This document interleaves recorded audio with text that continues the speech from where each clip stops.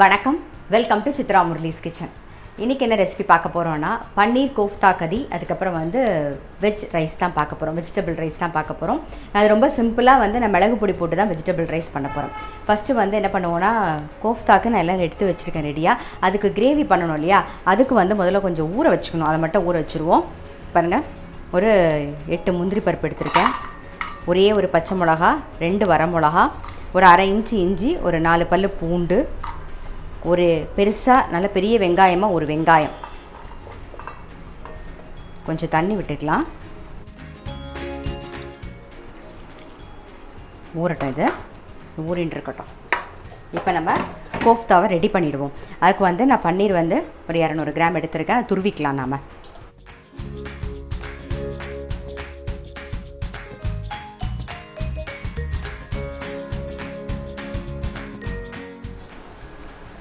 பன்னீர் நல்லா துருவியாச்சு. இப்போ இதில் என்ன போட போகிறோன்னா, ஒரே ஒரு பச்சை மிளகா. என்னென்ன போட போகிறோன்னு நான் சொல்லிடுறேன். அப்படியே ஒரே ஒரு பச்சை மிளகா, கரம் மசாலா ஒரு அரை டீஸ்பூனுக்கு, சாட் மசாலா ஒரு அரை டீஸ்பூன், கொஞ்சோண்டு கசூரி மேத்தி, அதாவது காஞ்ச வெந்தய இலை, உப்பு,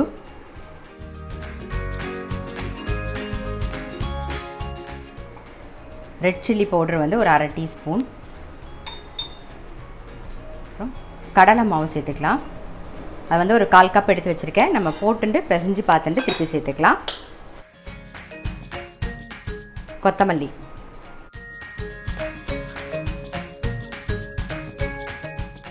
கடலை மாவு ஒரு 1/4 கப் எடுத்து வச்சுருந்தேன், ஃபுல்லாக சேர்த்துட்டேன் நான். ஏற்கனவே பன்னீர் கொஞ்சம் அதுலேயே கொஞ்சம் ஈரப்பதம் இருக்குமா, பிசைஞ்சுண்டு வேணும்னா நம்ம தண்ணி ஒரு டேபிள் ஸ்பூனோ இல்லை 2 டேபிள் ஸ்பூனோ பார்த்துன்னு மிக்ஸ் பண்ணிக்கலாம். ஒரே ஒரு ஸ்பூன் தண்ணி விட்டுக்கலாம். இப்போ கையில் லைட்டாக ஒரு ட்ராப் அப்படி எண்ணெய் தடவிட்டு நம்ம இந்த பன்னீரை உருட்டிக்கலாம். சைஸ் உங்களுக்கு தகுந்த மாதிரி பெருசாவோ சின்னதாவோ எப்படி வேணாலும் நீங்கள் போட்டுக்கலாம். அதை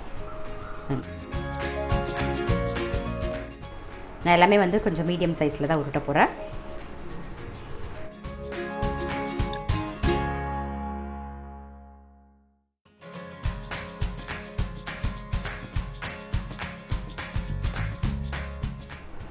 இப்போ எல்லாமே நம்ம உருட்டியாச்சு. ஒரு 14 கோஃப்தா வந்திருக்கு எனக்கு. இதில் இப்போ கடாயில் எண்ணெய் வச்சுருக்கேன், காஞ்செடுத்து நம்ம பொரிச்சு எடுத்துருவோம்.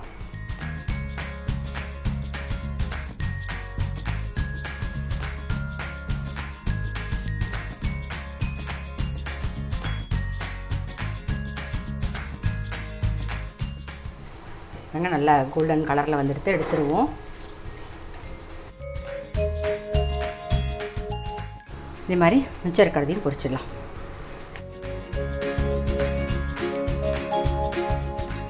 அடுத்து நம்ம கிரேவி தான் பண்ண போகிறோம். அதுக்கு நான் நல்ல ஒரு பெரிய தக்காளி அரைச்சி பியூரியாக எடுத்து வச்சுருக்கேன். பாருங்கள், இப்போது மிக்ஸி ஜார்லேயே நம்ம ஊற வச்சுருக்கோம் இல்லையா, வெங்காயம், அப்புறம் இஞ்சி, பச்சை மிளகா, வரமிளகா, முந்திரி பருப்பு எல்லாத்தையும் சேர்த்து இப்போ அரைச்சி எடுத்துகிட்டு வந்துடலாம்.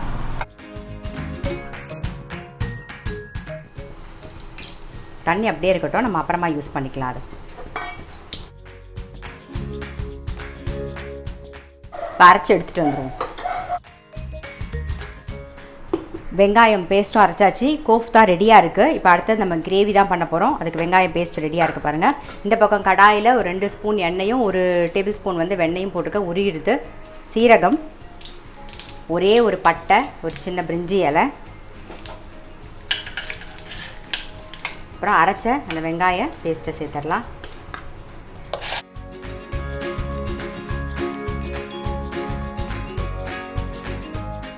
வெங்காயம் அரைச்ச விழுது போட்டு ஒரு 2 நிமிஷம் வதங்கியாச்சு. இப்போ தக்காளி அரைச்ச விழுது சேர்த்துக்கலாம். இது கூடவே மஞ்சள் பொடி, அப்புறம் உப்பையும் சேர்த்துக்கலாம். நல்லா அந்த பச்சை வாசனை போக வதங்கட்டும். மூடி வச்சுருவோம், வதங்கின்னு இருக்கட்டும். அதுக்குள்ளே இந்த பக்கம் கடாய் போட்டிருக்கேன். அதில் இது 2 டீஸ்பூன் எண்ணெயும் ஒரே ஒரு டீஸ்பூன் வெண்ணெயும் சேர்த்துருக்கேன். அதுக்கு நம்ம இப்போ வெஜிடபிள் ரைஸ் தான் பண்ண போகிறோம். அதை தாளிச்சிடலாம். சீரகம், ஒரே ஒரு பச்சை மிளகா, நீல வாக்கில் கட் பண்ணி வச்சுருக்கேன் மெல்லிசா வெங்காயம், ஒரே ஒரு வெங்காயம். வெங்காயம் வதங்கிட்டு இஞ்சி ஒரு சின்ன பீஸு, ஒரே ஒரு பல்லு பூண்டு அதையும் சேர்த்துக்கிறேன். ஒரு சின்ன கேரட், அப்புறம் ஒரு 4 பீன்ஸ்.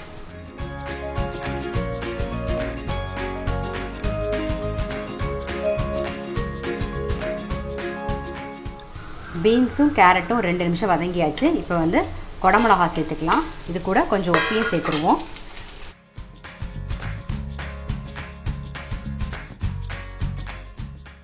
குடமிளகா, பீன்ஸ், கேரட் எல்லாம் வதங்கிட்டு இங்கே பாருங்கள், நான் வந்து 1 கப்பு பாஸ்மதி அரிசி வந்து உப்பு போட்டு வடித்து வச்சுருக்கேன். இப்போ அதை சேர்த்துக்கிறேன்.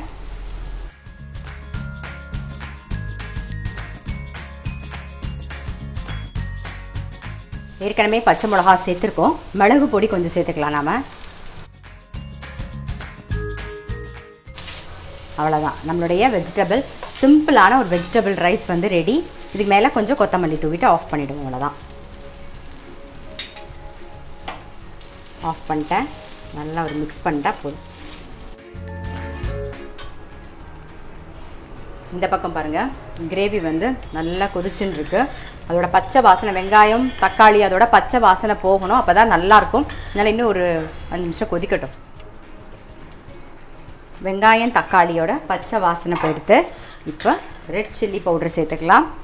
ஏற்கனவே நம்ம அரைச்சி வரமிளகாயும் அரைச்சிருக்கோம், பச்சை மிளகாயும் அரைச்சிருக்கோம். ஸோ அதுக்கு தகுந்த மாதிரி பார்த்து போட்டுக்கணும். அப்புறம் தனியா பொடி 1 டீஸ்பூன். நல்லா வதங்கட்டும். வந்து வெங்காயம் அப்புறம் முந்திரி பருப்புலாம் ஊற வச்சுருந்தோம் இல்லையா, ஸோ அந்த தண்ணியும் சேர்த்துடலாம். சேர்த்து ஒரே ஒரு கொதி வரட்டும். காய்ச்சி ஆறின பால் வந்து ஒரு 1/4 கப்பு விடுறேன். நீங்கள் வந்து ஃப்ரெஷ் க்ரீம் இருந்தால் அதை கூட எடுத்துக்கலாம். அப்புறம் பாலில் வந்து மேலே வந்து ஏடு வரும் இல்லையா, ஸோ நீங்கள் அதை கூட சேர்த்துக்கலாம். நான் வந்து ஒரு பால் வந்து ஒரு காய்ச்சி ஆறின பால் ஒரு 1/4 கப்பு விட்டுருக்கேன். கரம் மசாலா ஒரு 1/2 டீஸ்பூன் சேர்த்துக்கலாம். அதுக்கப்புறம் கசூரி மேத்தி அதுவும் சேர்த்துருவோம். சேர்த்துட்டு நல்ல ஒரு மிக்ஸு. இப்போ வந்து கோஃப்தாவை சேர்த்துடலாம். சேர்த்துட்டு லைட்டாக ஒரு கொதி வந்தவொடனே நம்ம வந்து ஆஃப் பண்ணிடலாம். அவ்வளோதான், நம்மளுடைய பன்னீர் கோஃப்தா கறியும் ரெடி ஆகிடுது. இந்த பக்கம் வெஜிடபிள் ரைஸும் ரெடி.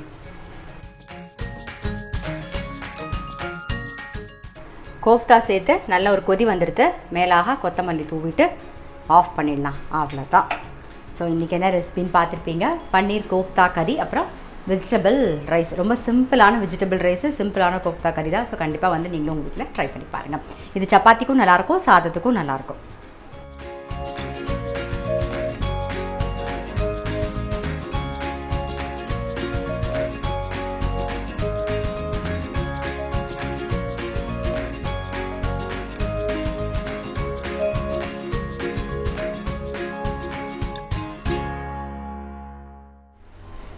இப்போ நம்ம வந்து நெல்லிக்காய் ஜூஸ் தான் போட போகிறோம்.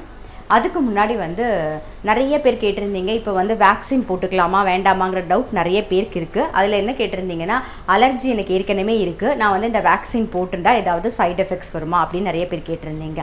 அதுக்கு இப்போ நம்மளுடைய டாக்டர் அகிலா டயப்டாலஜிஸ்ட் அவங்க வந்து விளக்கமாக சொல்லியிருக்காங்க. போட்டுக்கலாமா வேண்டாமாங்கிறத ரொம்ப தெளிவாக அழகாக சொல்லியிருக்காங்க. இப்போ அதை தான் நம்ம கேட்க போகிறோம். இவங்க ஆல்ரெடி வந்து நம்ம சேனலில் பார்த்துருப்பீங்க. ஆல்ரெடி அவங்க வந்து கோவிட் போது என்னெல்லாம் ப்ரிகாஷன் எடுத்துக்கணும் அப்படிங்கிறத நமக்கு நிறையா 2-3 லைவில் வந்தே நமக்கு வந்து சொல்லியிருக்காங்க. இப்போ டாக்டர் சொல்கிறத நம்ம கேட்கலாம். வணக்கம், நான் டாக்டர் அகிலா. இன்னைக்கு வந்து நம்ம கோவிட் வேக்சினேஷன் அண்ட் அலர்ஜி பற்றி டிஸ்கஸ் பண்ணலாம். நிறைய பேர் நம்ம கன்சல்டேஷன்ல இப்போ காமனாக கேட்குற கொஸ்டின் வந்து, எனக்கு அலர்ஜி ப்ராப்ளம் இருக்குது, ஃபுட் அலர்ஜி இருக்குது, வேக்சின் போட்டுக்கலாமா இல்லையா அப்படிங்கிறது தான். நம்ம அலர்ஜி அண்ட் கோவிட் வேக்சினேஷன் பற்றி பார்க்குறப்போ வந்து 2 விதத்தில் பார்க்குறோம். ஒன்று வந்து என்ன மாதிரி அலர்ஜி முன்னாடி ப்ராப்ளம் இருந்தது, எதனால ப்ராப்ளம் இருந்தது அப்படிங்கிறது தான். அலர்ஜி ப்ராப்ளம் வந்து மைல்டா இருக்குது, உங்களுக்கு ஸ்கின் ரேஷ் மட்டும் வருது, இச்சிங் மட்டும் வந்தது முன்னாடி மெடிசன்ஸ் எடுக்கிறப்பையோ இல்லை வந்து ஃபுட்டுனாலேயோ அப்படிங்கிறது மைல்டு அலர்ஜி. அதே நேரத்தில் வந்து சிவியர் அலர்ஜிங்கிறது மூச்சோட கஷ்டம் வருது, வீசிங் வருது, பிளட் ப்ரெஷர் வந்து குறையிறது, ஹாஸ்பிட்டல்ல போய் இன்ஜெக்ஷன் போட்டு சரியாகிறது அப்படிங்கிறது வந்து சிவியர் அலர்ஜி. இப்போ மைல்டு அலர்ஜி உள்ளவங்க வந்து வேக்சினேஷன் போட்டுக்கலாம். சிவியர் அலர்ஜி உள்ளவங்க வந்து கண்டிப்பா உங்க டாக்டரை டிஸ்கஸ் பண்ணிட்டு எந்த காம்பனன்ட் எதனால உங்களுக்கு அலர்ஜி வந்தது அப்படிங்கறத பார்த்துட்டு இது பண்ணணும். மெயினா வந்து இதுக்கு முன்னாடி சிவியர் அலர்ஜி ரியாக்ஷன் வந்து வேக்சினேஷனுக்கோ இல்ல அந்த வேக்சின்ல உள்ள சில பொருட்கள்னாலேயோ வந்திருந்துச்சுன்னா வேக்சினேஷன் பத்தி நம்ம டிஸ்கஸ் பண்ணி தான் போடணும். பட் நார்மலா உள்ள ஃபுட் அலர்ஜி இல்ல ஆன்டிபயோட்டிக் அலர்ஜி இல்ல டஸ்ட் அலர்ஜி அந்த மாதிரி இருக்கப்போ வந்து நம்ம வந்து வேக்சினேஷன் போட்டுக்கிறது நல்லது. உங்களுக்கு ஏதாவது கொஸ்டின்ஸ் இருந்ததுன்னா உங்க டாக்டர்கிட்ட டிஸ்கஸ் பண்ணி போட்டுக்கோங்க. பட் எஸ்பெஷலி ஆஸ்மாட்டிக் பேஷண்ட்ஸ் வந்து வேக்சின் போடலாமாங்கிறது காமனா வர கொஸ்டின். இப்போ ஆஸ்மாங்கிறது வந்து லங் கண்டிஷன், அது வந்து சிவியர் பிரீதிங் ப்ராப்ளமா கொடுக்கறதுக்கு வாய்ப்புகள் இருக்குது. கோவிட்லயும் லங் ப்ராப்ளம் வரதுக்கு வாய்ப்புகள் இருக்கு. ஸோ ஆஸ்மாட்டிக் பேஷண்ட்ஸ் வந்து கண்டிப்பா வந்து எவ்வளவு சீக்கிரமா வேக்சினேஷன் போட்டுக்கணுமோ அவ்வளவு சீக்கிரமா போட்டுக்கிறது நல்லது. ஆஸ்மா இருக்கிறதுனால மட்டும் வேக்சினேஷன் போடுறத அவாய்ட் பண்ண வேண்டாம். ஸோ ஜென்ரலா வந்து மோஸ்ட் ஆஃப் த அலர்ஜி ப்ராப்ளம்ல வேக்சினேஷன் பிரச்சனை கிடையாது. உங்களுக்கு ஏதாவது டவுட் இருந்ததுன்னா உங்க டாக்டர்கிட்ட டிஸ்கஸ் பண்ணி போட்டுக்கோங்க. பட் வந்து vaccination is very very important. Next wave வரதுக்கு முன்னாடி நீங்க வேக்சினேஷன் போட்டுக்கிறது நல்லது. தேங்க்யூ ஃபார் வாட்சிங். டாக்டர் சொன்னதை கேட்டிருப்பீங்க. கண்டிப்பாக உங்கள் டவுட்ஸ் எல்லாம் கிளியர் ஆகிருக்கும்னு நினைக்கிறேன். இப்போ நாம் வந்து நெல்லிக்காய் ஜூஸ் போடலாம். இது வந்து நெல்லிக்காய் ஜூஸ் நீங்கள் வந்து வாரத்தில் ஒரு 2-3 நாள் குடிக்கலாம். நல்லா தலைமுடி நல்லாவே வளரும், கருகருன்னு இருக்கும். நான் வந்து என்னென்ன யூஸ் பண்ணுறேன்னு சொல்கிறேன். கருவேப்பிலை வந்து ஒரு கைப்பிடி, அதுக்கப்புறம் நெல்லிக்காய் ஒரு 3 நெல்லிக்காய், ஒரு 1/2 இன்ச்சு இஞ்சி. இதை வந்து நம்ம அரைச்சி எடுத்துப்போம். ஃபஸ்ட்டு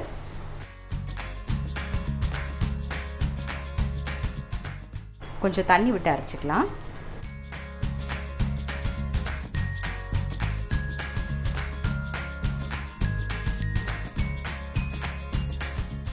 இப்போ நல்லா அரைச்சாச்சு. இதை நான் வந்து வடிகட்ட போகிறதில்ல. உங்களுக்கு வேணும்னா நீங்கள் வடிகட்டிட்டு குடிக்கலாம். இதோட நான் இப்போ தேன் மிக்ஸ் பண்ண போகிறேன். தேன் இருந்தால் தேன் மிக்ஸ் பண்ணிக்கலாம். அப்படி இல்லைன்னா டேட்ஸ் இருந்தால் அது ஒரு 2 டேட்ஸோ இல்லை 3 டேட்ஸோ நீங்கள் போட்டுக்கலாம். தகுந்த அளவுக்கு தண்ணி விட்டுக்கலாம். இப்போ இதில் 1 ஸ்பூன் தேன் சேர்த்துக்கலாம்.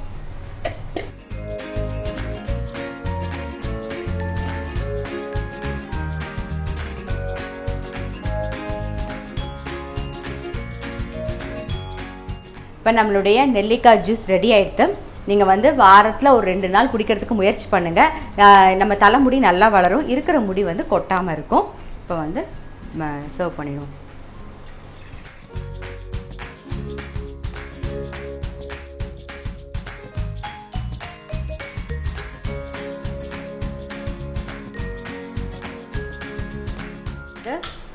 தோசை வாக்க போகிறோம். தோசைக்கு தொட்டுக்கிறதுக்கு வந்து வேர்க்கடலை சட்னி தான் பண்ண போகிறேன். கடாய் வச்சு கொஞ்சமாக ஒரு டேபிள் ஸ்பூன் எண்ணெய் விட்டுருக்கேன்.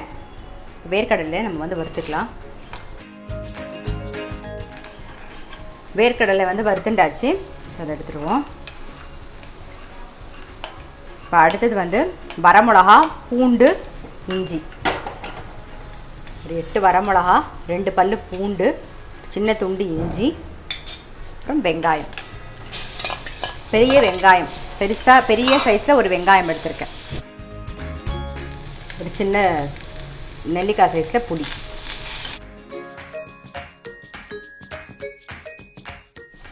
இப்போ வந்து கருவேப்பிலை கொஞ்சம் சேர்த்துக்கலாம். அன்றைக்கி அலம்பி நான் கருவேப்பிலை ஸ்டோர் பண்ணுறதை பார்த்துருப்பீங்க. பாருங்கள் எவ்வளோ ஃப்ரெஷ்ஷாக இருக்குது பாருங்கள் கருவேப்பிலை. இன்னுமே தெரியுதா உங்களுக்கு? ஸோ இந்த மாதிரி ஸ்டோர் பண்ணிங்கன்னா எதுவுமே வந்து வீணாக போகாது, நல்லா ஃப்ரெஷ்ஷாக இருக்கும். ஸோ ஒரு கைப்பிடி சேர்த்துக்கலாம். ஆஃப் பண்ணிவிட்டு ஆறின உடனே அரைச்சிக்கலாம். அதுக்குள்ளே இந்த பக்கம் வந்து தோசை கல் பற்ற வச்சுக்கிறேன். தோசை வச்சுக்கலாம். நேற்று வந்து இட்லி பண்ணோம், இன்றைக்கி வந்து அந்த மாவில் வந்து தோசை வைக்க போகிறோம்.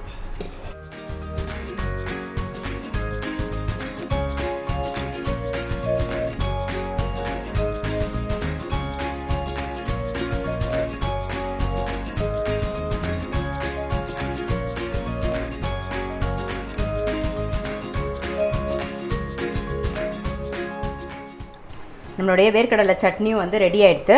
ஸோ அதை வந்து ஒரு பாத்திரத்தில் மாற்றிடலாம். அதுக்கு தாளிக்கிறதுக்கு வந்து இழுப்பக்கரண்டியில் நல்லெண்ணெய் விட்டுருக்கேன், காயட்டும். இந்த பக்கம் தோசையும் ரெடி ஆகிடுது.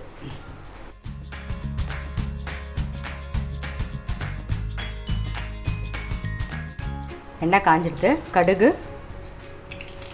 கொஞ்சம் உளுத்தம் பருப்பு, அந்த சட்னி மேலேயே வந்து பெருங்காய பொடி சேர்த்துக்கிறேன்.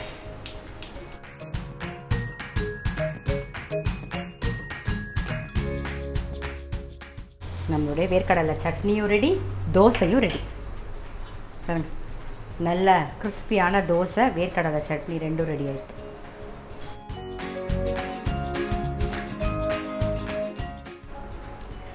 இன்றைக்கி குக்கிங் பிளாக் பார்த்துருப்பீங்க. அதே மாதிரி நம்ம டாக்டர் வந்து வேக்சின் போடுறத பற்றி சொல்லியிருந்தாங்க, அதுவும் கேட்டிருப்பீங்க. எல்லா ரெசிபியும் ட்ரை பண்ணி பாருங்கள்.